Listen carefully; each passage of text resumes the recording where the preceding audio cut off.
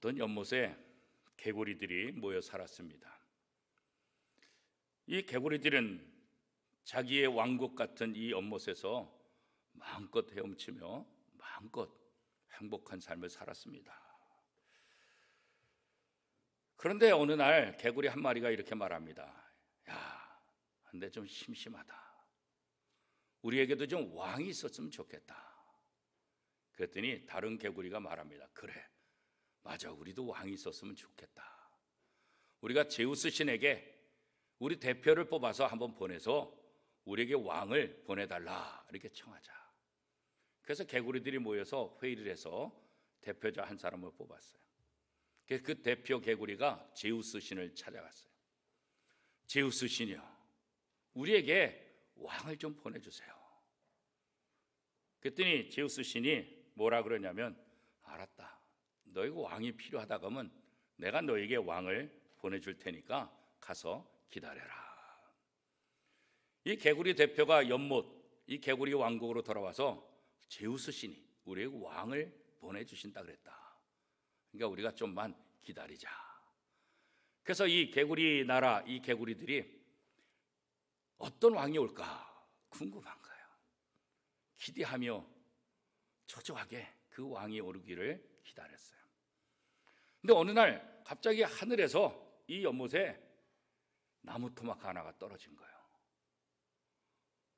이 개구리 왕국의 개구리들이 제우스 신이 우리에게 왕을 보내주신다 그러는데, 야, 저게 왕인가 보다.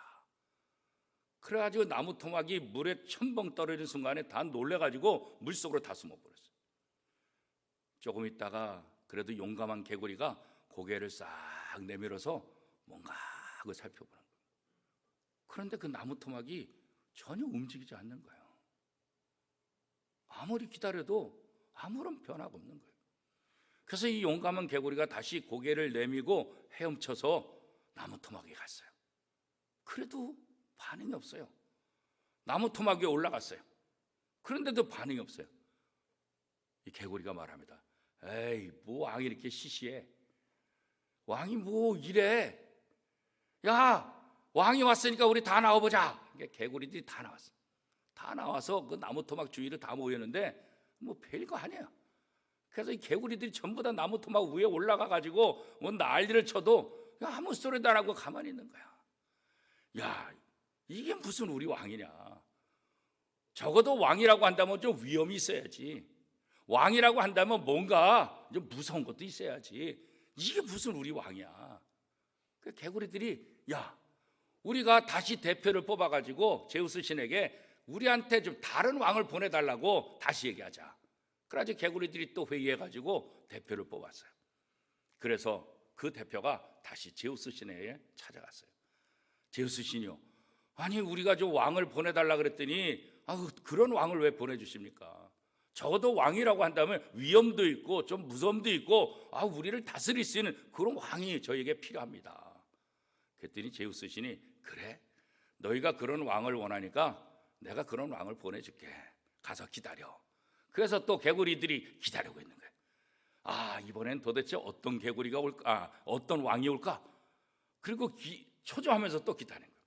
근데 어느 날 딱 보니까 저 멀리서 뭔가 물체가 나타난 거예요. 황새가 긴 다리와 긴 목을 가지고 휘청휘청하면서 이 개구리 왕국으로 한 걸음 한 걸음 오는 거예요. 그 모습을 보니까 개구리들이, 이야, 진짜 우리가 원하는 왕이다. 진작 저런 왕을 보내줘야지. 얘들아, 왕이 오셨다. 왕을 맞으러 가자. 그러니 개구리들이 다 나와가지고 그 왕을 맞으러 가는 거예요. 그런데 놀라운 일이 일어난 거예요. 그 황새가 폼을 잡으면서 탁 오는데 앞에 개구리들이 쫙 오니까 제일 앞에 있는 개구리부터 한 마리씩 잡아먹기 시작하는 거예요. 난리가 난 거예요. 난리가 난 거예요. 순식간에 개구리 왕국은 눈물바다가 되고 난리가 난 거죠. 그래서 다시 막 불평하는 거예요. 아니 왜 이런 왕을 우리한테 보내줬냐고. 그 소리를 들은 제우스 신이 혼잣말로 이렇게 말합니다. 내가 좋은 왕을 보내줬는데 그 좋은 왕을 알지도 못하고 그걸 몰라보고 싫다고 하더니 너희가 원하는 왕한테 한번 당해봐라 그랬다는 거예요. 이야기해 주세요라는 책에 있는 이야기입니다. 오늘 우리는 사순절 첫 번째 주일을 맞이합니다. 이 땅의 왕으로 오신 예수 그리스도, 그분의 순환을 기억하면서 그분이 우리에게 베푸신 사랑을 기억하며 부활절을 준비하는 이 절기입니다. 유대인들은 자기를 구원하실 메시아가 이 땅에 오기를 그렇게 원했습니다. 언젠가 그 메시아가 이 땅에 올 때 우리를 저 로마로부터 해방시켜주고 감히 다른 나라들이 우리를 범접하지 못하도록 강력한 나라를 만들 그런 메시아, 그런 왕이 우리에게 올 것이다 라고 그 왕을 기다리고 있었어요. 그런데 지금으로부터 2700년 전 이사야 선지자가 하나님께서 약속하신 메시아가 이 땅에 오는데 그 메시아가 어떤 메시아인가 이미 기록을 다 해놨어요. 이사야 53장 2절 말씀입니다. 그는 주 앞에서 자라나기를 연한 순 같고 마른 땅에서 나온 뿌리 같아서 고운 모양도 없고 풍채도 없은즉 우리가 보기에 흠모할 만한 아름다운 것이 없도다. 이미 2700년 전 이사야 선지자를 통해서 이 땅에 오실 메시아는 이렇게 외모로 봤을 때 별로 볼품이 없어요. 그럼에도 불구하고 이스라엘 백성들이 기다리는 왕은 위풍당당한, 적어도 권위 있고 적어도 뭔가 하여튼 힘을 발휘할 수 있는 그런 왕을 기다렸던 거예요. 이런 유대인들에게 하나님께서 메시아 예수 그리스도를 이 땅에 보내셨는데 이런 사람들의 눈에 메시아가 뭐로 보이는 거예요? 나무 토막처럼 보이는 거예요. 아무런 힘이 없어 보이는 거예요. 그래서 그 메시아를 바리새인들이 찔러보고 제사장들이 찔러보고 유대인들이 건드려보고 로마 군인들이 건드려보고 이 예수 그리스도가 별 볼 일 없는 나무 토막에 불과하다고 이들은 생각한 거예요. 이사야 53장 3절 말씀에 보면 그는 멸시를 받아 사람들에게 버림받았으며 간고를 많이 겪었으며 질고를 아는 자라. 마치 사람들이 그에게서 얼굴을 가리운 것 같이 멸시를 당하였고 우리도 그를 귀히 여기지 아니하였도다. 하나님께서 자신들을 구원할 메시아를 보내주셨건만 그 하나님의 뜻을 깨닫지 못하고 자기 생각대로 판단해서 메시아를 영접하지 못하고 나무 토막처럼 우습게 여겼던 이 이스라엘 백성들, 결국 그는 예수 그리스도를 십자가에 못 박아 돌아가시게 한 거죠. 마가복음 15장 19절 20절은 이렇게 기록하고 있습니다. 갈대로 그의 머리를 치며 침을 뱉으며 꿇어 절하더라. 희롱을 다 훈내 자색 옷을 벗기고 도로 그의 옷을 입히고 십자가에 못 박으려고 끌고 나가니라.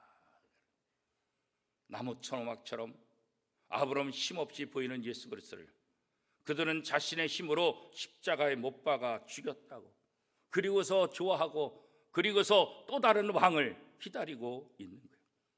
우리에게 필요한 왕은 이런 예수 같은 왕이 아니라 좀 더 권위 있고 좀 더 강한 그런 왕이 우리를 다스리고 우리 앞에 나타나기를 원한다.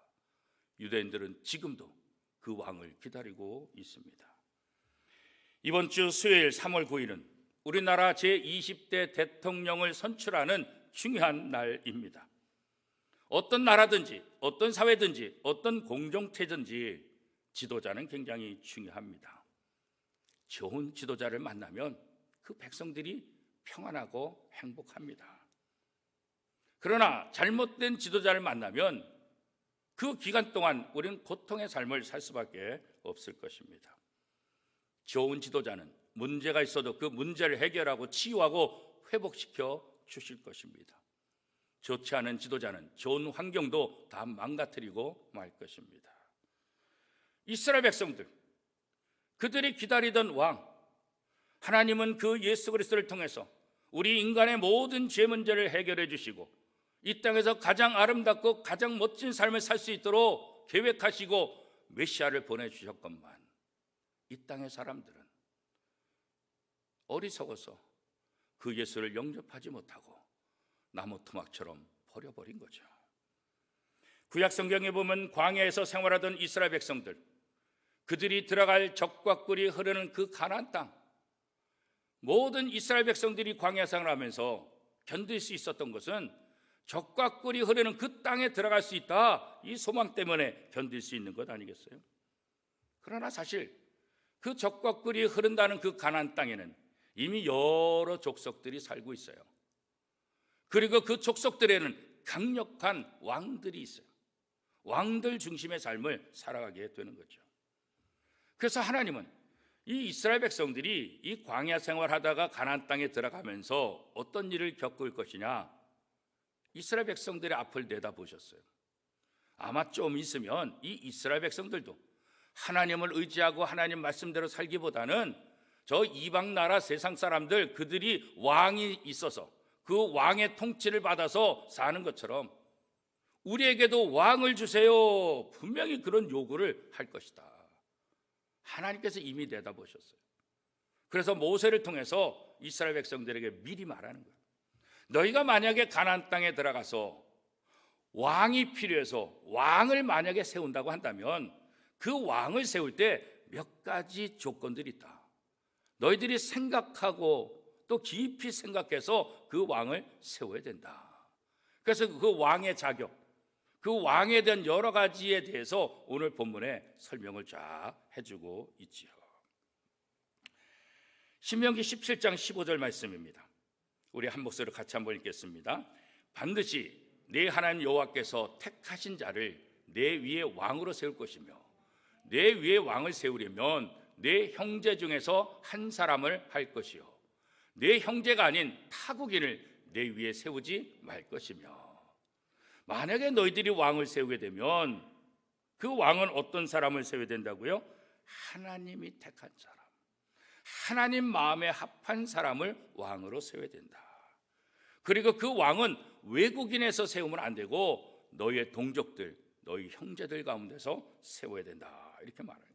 이것은 왕은 군림하는 자가 아니라 왕은 자기 백성을 가족처럼 생각하고 왕은 이 백성들을 자기 형제나 자매처럼 생각하고 그들을 섬길 수 있는 그런 왕이 너희에게 필요하다, 그런 거죠. 오늘 우리들도 대통령을 뽑고 있어요. 또 좀 있으면 지자체 선거를 또 앞두고 있습니다.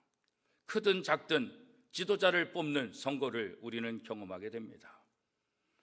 우리는 우리의 선거를 통해서 이번 선거 참 잘했다, 그렇게 흡족할 수도 있고, 지도자를 잘못 뽑아서 이렇게 후회할 수도 있을 것입니다. 그런데 우리가 지도자를 뽑을 때 있어서 가장 중요한 것은 뭘까? 세상 사람들이 어떻게 뽑든지 상관없지만 적어도 하나님을 믿는 사람이라고 한다면, 적어도 하나님의 말씀을 듣는 사람이라고 한다면 우리는 하나님의 말씀 기준에 부합한 사람을 뽑도록 기도해야 되는 거예요. 물론 우리가 잘 몰라요. 우리가 그 속 사람을 어떻게 알겠어요? 그래서 우리는 기도할 수밖에 없는 거예요. 하나님, 백성 위에 군림하는 그런 지도자가 아니라 백성을 내 형제처럼, 내 자매처럼, 내 가족처럼 생각할 수 있는, 그래서 섬길 수 있는 그런 지도자를 세워 주옵소서. 그런 지도자를 선택할 수 있도록 저에게 지혜를 주옵소서. 이번 대통령 선거 벽보에 보니까 14명이 나오셨더라고요. 2분은 이미 사퇴해가지고 12명 중에 한 분을 뽑아야 되는데 생전 이름도 처음 듣는 분들도 있어요. 그죠? 또 이미 언론에서 여러 이렇게 부각되는 분들도 있고, 사실 잘 모르겠어요. 그죠? 누가 누군지 워낙 이게 다양하게 평가가 극과 극을 달리다 보니까 참 쉽지 않죠. 그렇기 때문에 우리는 하나님의 지혜가 필요한 거예요.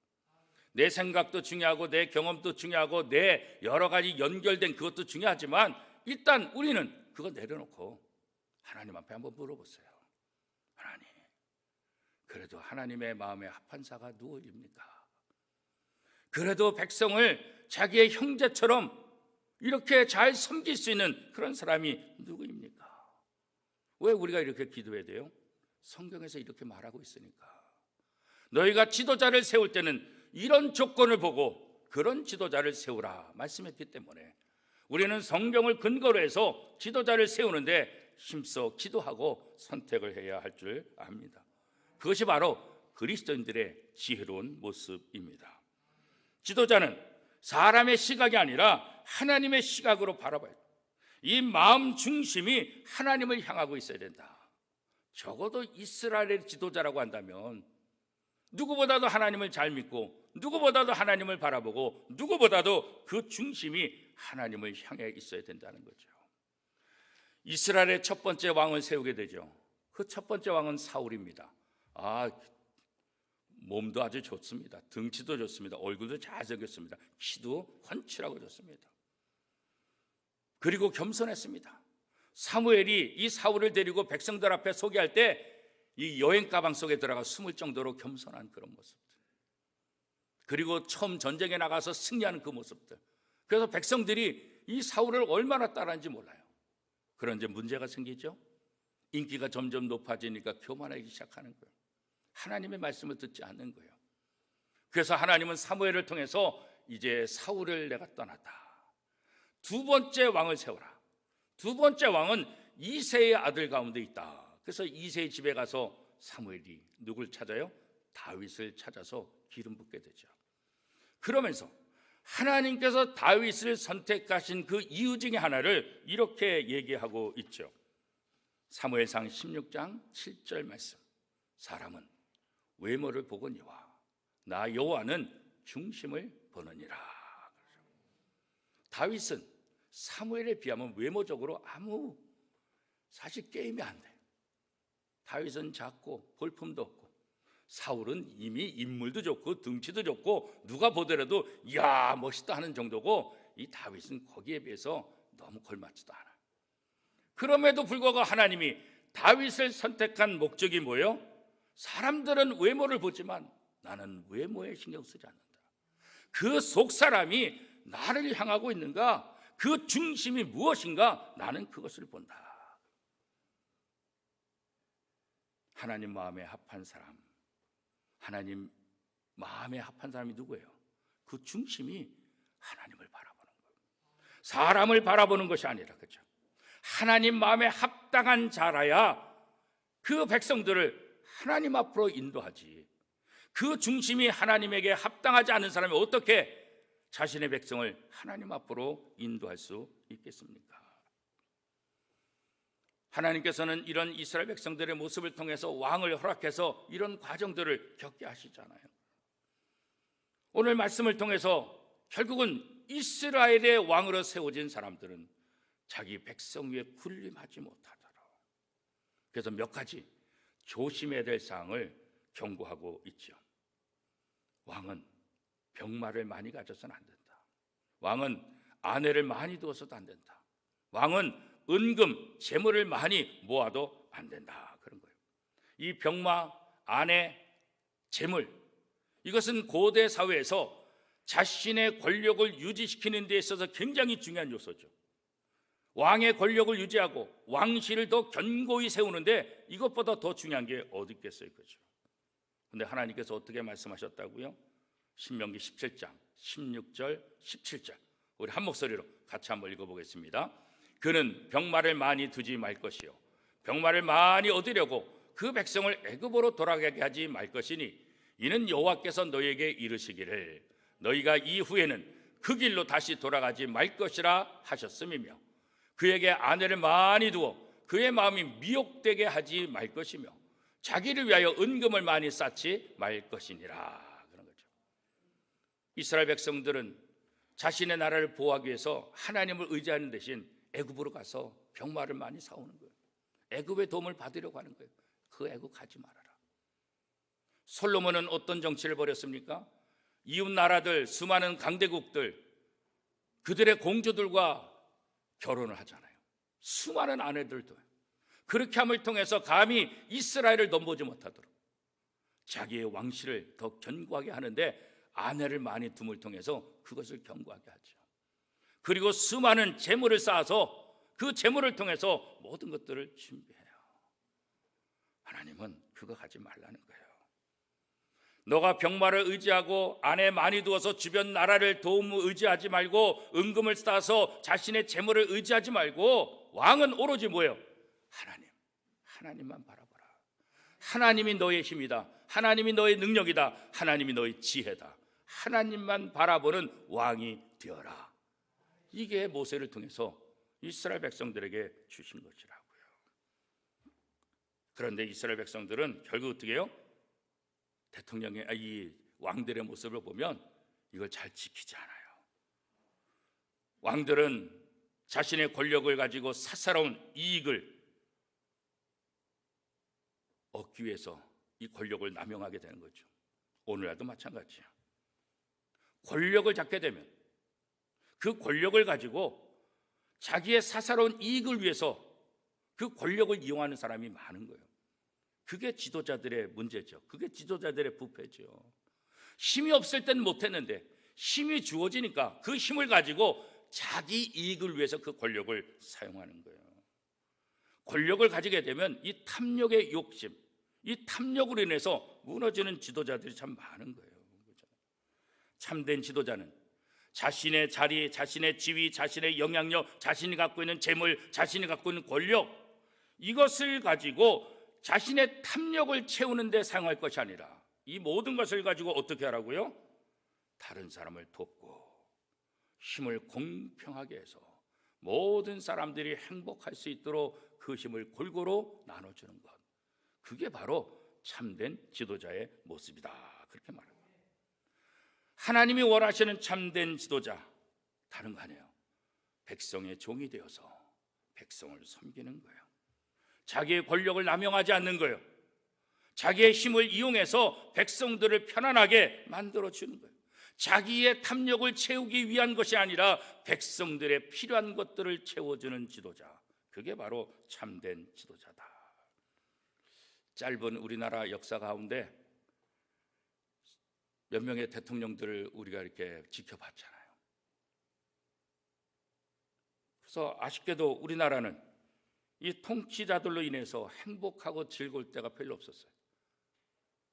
그 권력으로 자기의 탐욕을 누렸고 자기의 적을 제거했고 자기의 욕심을 채우는 그런 삶을 살았던 우리의 과거의 역대 대통령들의 모습을 우리는 봅니다. 백성들을 섬기는 것이 아니라 백성들 위해 군림하고 백성들을 압제했던 그런 잘못된 지도자들을 우리는 경험하고 그 아픔을 지금도 겪고 있지 않습니까? 그 지도자들에게 당한 그 악한 고난들, 고문들, 그 후유증이 지금도 그 가족들에게 이어져 가고 있잖아요. 멀쩡한 사람을 빨갱이라고 뒤집어 씌운 모습들, 멀쩡한 사람을 죄인으로 만들어서 고문했던 모습들, 그 아픔의 흔적들이 우리 주변에 참 많이 있지 않습니까? 우리가 참된 지도자가 왜 필요한지 우리는 과거를 통해서 알 수가 있는 거예요. 오늘 모세를 통해서 우리에게 들려주신 이 하나님의 말씀, 하나님의 말씀을 가까이 하고 연약한 자들을 돌보고 세상 사람들 위에 군림하는 자가 아니라, 그래서 자기의 가치를 만드는 자가 아니라 연약한 자들에게 사랑을 베품을 통해서 참된 가치가 무엇인지를 보여줄 수 있는 그런 지도자. 모세는 이스라엘의 왕이 되고자 하는 사람은 누구보다도 하나님의 말씀을 사모해야 된다, 다시 또 권면하고 있어요. 왜 그럴까요? 인간은 다 한계가 있으니까. 왕이 될 사람은 하나님의 말씀 율법을 복사해서 자기 옆에 두어라. 그리고 늘 그 말씀을 묵상해라. 그 말씀을 통해서 하늘의 지혜를 얻어라. 하나님이 나를 통해서 이 백성을 하나님 앞으로 인도하는 책임을 내게 맡겼으니까 하나님의 뜻이 무엇인지를 분별해야 된다. 날마다 부지런히 성경을 읽고 묵상하라. 하나님을 경외하는 법도가 무엇인지 배우라. 너가 하나님을 경외하고 하나님의 법도를 잘 지키는 모습을 보이면 너의 백성들이 너를 따라서 하나님을 경외하며 하나님의 법도를 잘 지킬 것이다. 하나님께서 이스라엘에 원하는 지도자는 바로 하나님 앞에 본을 보이는 그런 지도자. 오늘 우리에게 필요한 지도자도 바로 그런 지도자 아니겠습니까?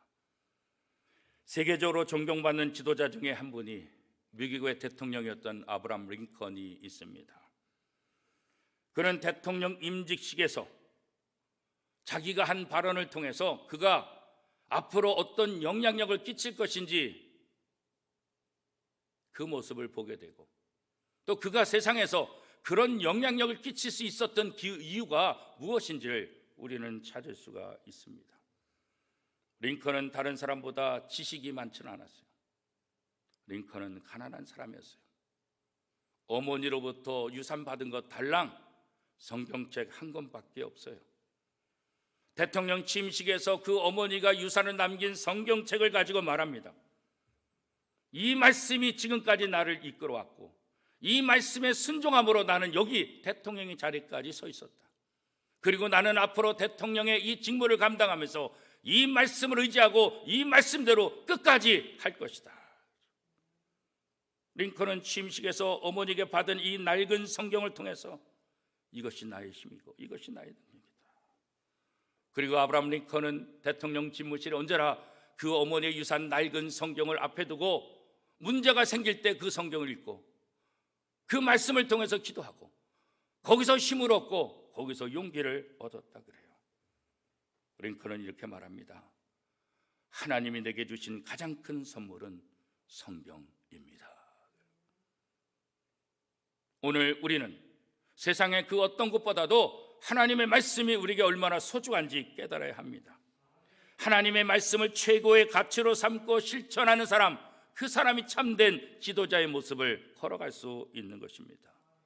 아무쪼록 이번에 선출되는 대통령은 정말 백성들의 마음을 어루만질 수 있는 대통령, 백성들에게 따뜻한 마음으로 대할 수 있는 그런 대통령, 온 국민을 다시 보듬어 안을 수 있는 그런 대통령이 선출됐으면 좋겠습니다. 지지하는 사람이 다르지만 우리가 서로 기도하며 우리가 힘을 합쳐서 온 국민의 뜻이 어디에 있는지 그 뜻을 살펴봄을 통해서 부족한 사람이라 할지라도, 내가 지지하지 않은 사람이 선택됐다 할지라도 우리가 하나님 앞에 기도함으로 그 부족한 것을 채워서 좋은 지도자가 될 수 있도록 기도해 줄 수 있는, 그것이 바로 오늘 우리 성숙한 그리스도인들의 모습 아니겠습니까? 사랑하는 성도 여러분, 하나님이 원하시는 참된 지도자, 왕 같은 제사장으로 이 마음 중심에 하나님 보시기에 합당한 삶을 살아가는 사람, 자신의 탐욕이 아니라 성령의 인도하심을 따라서 주의 말씀에 힘써 묵상하고 그 말씀대로 실천하는 사람, 신실한 왕을 통해 이스라엘을 거룩한 나라로 세우기를 원하셨던 하나님은 오늘 이 시대 저와 여러분을 통해서 이 땅에 신실한 하나님의 나라가 되기를 원합니다. 비록 저와 여러분은 부족하지만 저와 여러분을 이 땅의 지도자로, 하나님의 자녀로 선택하셔서 우리에게 하나님의 나라를 맡기신 거예요.